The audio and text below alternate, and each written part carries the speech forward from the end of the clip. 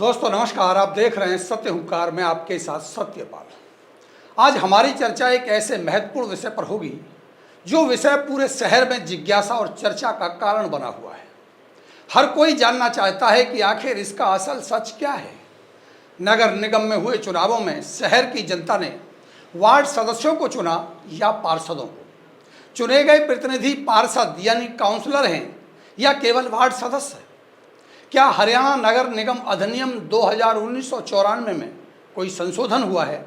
जो पहले पार्षद हुआ करते थे उन्हें अब मेंबर बना दिया गया है, या फिर ये एक ऐसी भूल थी जो पिछले 31 सालों से किसी को पकड़ में नहीं आई और चुने जाने वाले वार्ड मेंबरों को ही पार्षद बोलते रहे? या फिर मेंबर कहना या पार्षद कहना एक ही बात है? आम भाषा में बोले गए ये दोनों ही पदनाम एक हैं, कोई फर्क नहीं पड़ता, सब चलता है वाली बात सही है? क्या है असल सच? आइए समझते हैं। सबसे पहले हरियाणा नगर निगम अधिनियम 1994 को देखते हैं कि अधिनियम क्या कहता है।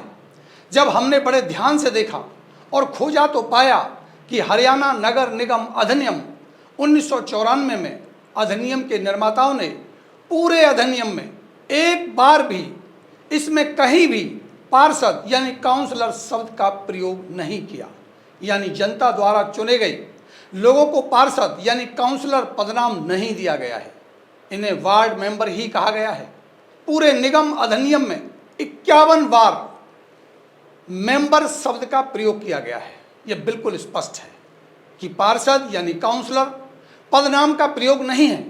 तो फिर चुने गए लोगों को पार्षद यानी काउंसलर क्यों कहा जाता है? यह सबसे बड़ा सवाल है। अगर हम भारत में अन्य राज्यों के निगम अधिनियम को पढ़ेंगे तो अधिकतर राज्यों में स्पष्ट रूप से पार्षद यानी काउंसलर पदनाम का उल्लेख होता है।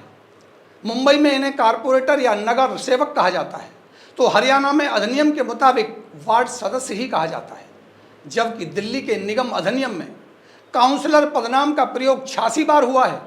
ऐसे ही उत्तर प्रदेश, मुंबई जैसे अन्य राज्यों के निगम अधिनियम में स्पष्ट पार्षद यानी काउंसलर पदनाम का प्रयोग होता है। पहले हरियाणा का निगम अधिनियम 1994 में देख लीजिए। सबसे पहले अधिनियम का पेज नंबर 7 स्पष्ट रूप से लिखा है। ये डेफिनेशन अगर आप देखेंगे तो इसमें क्लियर लिखा है, सी पढ़ेंगे, डी पढ़ेंगे कि election means the election of a member, mayor, senior deputy mayor और deputy mayor of the corporation. आप एच में देख लीजिए, एच में भी वही लिखा है, newly constitute corporation means a corporation of which the mayor and member, यानी मेंबरों का चुनाव होगा, मेंबर चुने जाएंगे। पेज नंबर 15 देख लीजिए, डिस्क्वालिफिकेशन फॉर मेयर और मेंबर, यानी डिस्क्वालिफिकेशन के नियम क्या होंगे मेयर और मेंबरों के। तो स्पष्ट रूप से 51 बार मेंबर का ही इस्तेमाल हुआ है। कहीं भी पूरे अधिनियम में काउंसलर यानी पार्षद का पदनाम का इस्तेमाल नहीं होता है। पेज नंबर 16 में चुनाव लड़ने के लिए दी जाने वाली फीस का ब्यौरा भी आप देख सकते हैं। यहाँ स्पष्ट रूप से लिखा गया है कि अगर मेयर पद के लिए चुनाव लड़ना है तो कितना पैसा लगेगा, मेंबर पद के लिए चुनाव लड़ना है तो कितना पैसा लगेगा। तो यहाँ स्पष्ट ये दिखाया जा रहा है कि मेयर के लिए 10,000 रुपये और मेंबर के लिए 3,000 रुपये लगेंगे। इसी तरह से पूरे अधिनियम में हर जगह मेंबर पद का ही उल्लेख है। तो वहीं दिल्ली के अधिनियम को देखते हैं तो स्पष्ट पार्षद यानी काउंसलर का उल्लेख किया गया है। दिल्ली निगम अधिनियम में स्पष्ट लिखा गया है कि purpose of election of councillor, अगर आप देखेंगे 3A पैरा को पढ़ेंगे तो the corporation shall be composed of the councillor. तो काउंसलर वर्ड का इस्तेमाल, पार्षद शब्द का इस्तेमाल बड़ी ही साफ स्पष्ट रूप में ये किया गया है और ये दर्शाता है कि जो वास्तविक सत्य है वो क्या है। अगर आप पेज नंबर 8 को पढ़ेंगे तो इसमें भी स्पष्ट लिखा है, सेक्शन 39, 40 और 45, if they are not councillor shall be chosen by direct election 80 seat of councillor, total number of councillor. आप अगर पूरे अधिनियम को बारीकी से पढ़ेंगे तो आपको स्पष्ट रूप से काउंसलर शब्द का इस्तेमाल होता हुआ नजर आएगा। अब सवाल ये उठता है कि क्या ये अधिनियम बनाने वाले बुद्धिमानों की गलती थी? क्या इन सबका मतलब एक ही है, कोई फर्क नहीं पड़ता क्या लिखा है और क्या बोला जाएगा? तो समझ लीजिए ऐसा नहीं है। अधिनियम बनाने वाले बहुत ही बुद्धिजीवी, बुद्धिमान और कानूनविद होते हैं।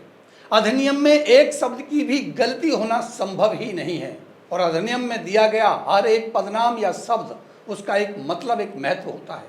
लिखे गए पदनाम के पीछे भी इसके मायने होते हैं और अधिनियम में पार्षद यानी काउंसलर पदनाम अधिनियम निर्माताओं ने नहीं लिखा तो इसके कोई मायने होंगे, इसका भी कोई ना कोई मतलब होगा। अब इसका कानूनी तौर पर भी या व्यवहारिक तौर पर भी इसका उपयोग करना गलत है, इसे स्वीकार्य नहीं किया जा सकता। इसका मतलब एक ही होता तो अधिनियम निर्माता भी अन्य राज्यों की तरह पार्षद यानी काउंसलर पदनाम का उपयोग करते। उन्होंने मेंबर पदनाम दिया है तो इसके लिए कोई तो मतलब या मायने रहे होंगे। तो ये कहना कि एक भूल है या इनके एक ही मायने हैं, क्या फर्क पड़ता है, पार्षद कहो या सदस्य एक ही बात है, तो ये मूर्खता की प्रकाष्ठा से कम नहीं है। एक हमारे साथी तथाकथित चतुर राजनीतिज्ञ अपना ज्ञान देकर बताते हैं कि सभी सांसद हों या विधायक सदन के सदस्य ही तो होते हैं, तो पार्षद भी निगम के सदस्य होते हैं, लेकिन पार्षद कहे जाते हैं जैसे सांसद और विधायक कहे जाते हैं। लेकिन श्रीमान जी ये भूल जाते हैं। अब इन चतुर चालाकों को कौन समझाए कि जैसे बुद्धिमान ज्ञानवान व्यक्तियों और चतुर चालाकों में अंतर होता है वैसे ही इन पदनामों में भी अंतर होता है। इसीलिए मेंबर ऑफ पार्लियामेंट को MP, member of legislative assembly को एमएलए या फिर संसद सदस्य को सांसद, विधानसभा सदस्य को विधायक कहा जाता है, तो फिर मेंबर ऑफ निगम कॉरपोरेशन को एमएमसी कहिए, निगम सदन सदस्य को निगमी कहिए। ये पार्षद या काउंसलर कहाँ से आया? मेरे चतुर चालाक राजनीतिक दोस्त, क्या आपकी नज़रों में अधिनियम निर्माता मूर्ख थे? बिना मतलब के मेंबर लिख करके इतने अहम पद की गरिमा को खंडित कर दिया। बेचारे पार्षद बनने के लिए कितना धन, कितनी मेहनत लगाते हैं। कुछ चतुर चालाक तो चरण चाटुकारिता की प्रकाष्ठा को पार कर जाते हैं। अब वो वार्ड मेंबर कहे जाएंगे तो बेचारे जनता को क्या मुंह दिखाएंगे? ये तो वो वाली बात हो गई कि चौबे जी गए थे छब्बे जी बनने, लेकिन दुबे जी बनकर लौटे। बेचारे पार्षद बनने गए थे, अब सदस्य ही रह गए। जब उन्हें ये पता चला तो खिसियाए बेचारे क्या करते? अपना काउंसलर लिखा आई कार्ड फेसबुक पर चिपका दिए। सही बात तो ये है दोस्त, कानूनी और व्यवहारिक तौर पर जो पदनाम अधिनियम में लिखा है वही प्रयोग किया जाना चाहिए, क्योंकि विधिवत तौर पर पदनाम से किसी पद का आश्य होता है। यूं कह देने का कोई औचित्य नहीं है। वैसे तो यहाँ हर गली में प्रधान जी, नेताजी मिलने का चलन है, और अगर कहना ही है तो खुद को लठत कहलवा लीजिए, डॉन कहलवा लीजिए, क्या फर्क पड़ता है? और अगर फर्क ही नहीं पड़ता तो निगम अधिनियम के मुताबिक सदस्य कहलवाने और लिखने लिखवाने में शर्म क्यों आती है? वार्ड सदस्य पदनाम से इतनी चिड़न क्यों है? अधिकारों और जिम्मेदारियों का हनन थोड़ी हो रहा है। असली पदनाम से जनता आपको अपमानित नहीं करेगी, आपके कर्मों के आधार पर जनता आपको सम्मान देगी। बाकी आपकी मर्जी, आप खुद को क्या कहते हैं, क्या कहलवाते हैं। हम तो असल सच को जनता के बीच में लाने वाले हैं और लाते रहेंगे, जनता की आवाज़ उठाते रहेंगे। बस आप ना चाहे के भी देखते रहिए सत्य हुंकार। अभी हमें दीजिए इजाज़त।